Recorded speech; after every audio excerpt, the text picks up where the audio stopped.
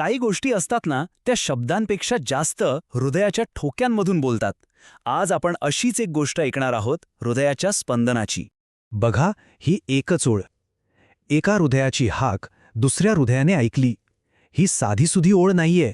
या एका ओळीत एक पूर्ण कथा दडलेली आहे. एक अशी कथा जी खूप भावनिक आहे आणि थोडी रहस्यमयी सुद्धा. तर आपण गोष्ट सुरू करूया सुमित्राताई आणि शामराव यांच्या घरापासून. त्यांचं घर नेहमी मुलाबाळांनी आनंदाने भरलेलं असायचं. पण आज तिथे फक्त एक विचित्र बोचरी शांतता पसरली होती. आणि ही शांतता काही आजची नव्हती. जवळपास 4 महिने झाले ही शांतता त्या घरात घर करून बसली होती. पण असं काय झालं होतं? ह्याचं कारण काय होतं? चला जाणून घेऊया. ओके, तर ही शांतता का होती हे कळण्याआधी आपल्याला थोडं भूतकाळात जावं लागेल. त्या दिवसांमध्ये जेव्हा या घरात फक्त आणि फक्त आनंद होता. सुमित्राताई आणि शामराव लग्नानंतर तब्बल 10 वर्षांनी त्यांच्या घरी पाळणा हल्ला. स्वराध्याचा जन्म झाला. तो मुलगा म्हणजे त्यांच्यासाठी सर्वस्व होता. हुशार तर होताच, पण तितकाच प्रेमळ. आणि काय, पहिल्याच प्रयत्नात ग्रुप ए ऑफिसर बनून त्याने आई-वडिलांचं नाव काढलं होतं. तो फक्त त्यांचा एकुलता एक मुलगा नव्हता. तो त्यांचा जीव की प्राण होता. त्यांचं पूर्ण जग त्याच्या भोवती फिरायचं. खरं तर त्यांच्या प्रत्येक श्वासात स्वराज्य होता. आणि आता स्वराध्याच्या या परफेक्ट आयुष्यात अजून एक सुंदर वळण येणार होतं. त्याच्या आयुष्यात कोणीतरी खास व्यक्ती आली होती. तिचं नाव होतं रेवती. स्वराध्याची सहकारी, दिसायला सुंदर आणि तेवढीच हुशार. दोघांचं एकमेकांवर प्रेम जडलं. गोष्ट लग्नापर्यंत पोहोचली. घरात तर तयारीची धूम होती. सगळीकडे आनंदाचं वातावरण होतं. पण कधीकधी आयुष्य जसं दिसतं तसं नसतं, नाही का? सगळं काही इतकं छान, इतकं सुरळीत चाललेलं असतानाच अचानक काहीतरी असं घडलं ज्याची कोणी कल्पनाही केली नव्हती. तो एक दिवस, आणि त्या एका दिवसाने त्यांचं सगळं सुख, सगळी स्वप्न एका क्षणात उद्ध्वस्त करून टाकली. एका भीषण अपघातात रेवतीचं निधन झालं.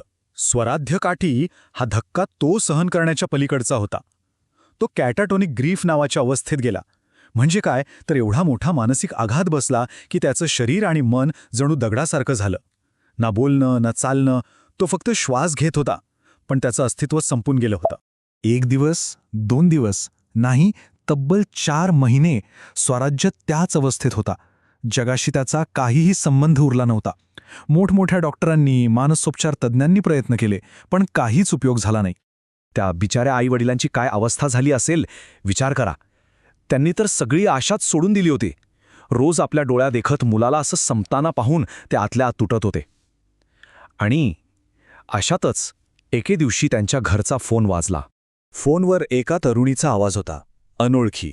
तिनं फक्त एकच गोष्ट मागितली, तिला स्वराध्याला भेटायचं होतं. आता विचार करा, सुमित्राताईंच्या मनात काय आलं असेल? कोण असेल ही मुलगी? आशा आणि भीती दोन्ही भावना एकत्र दाटून आल्या.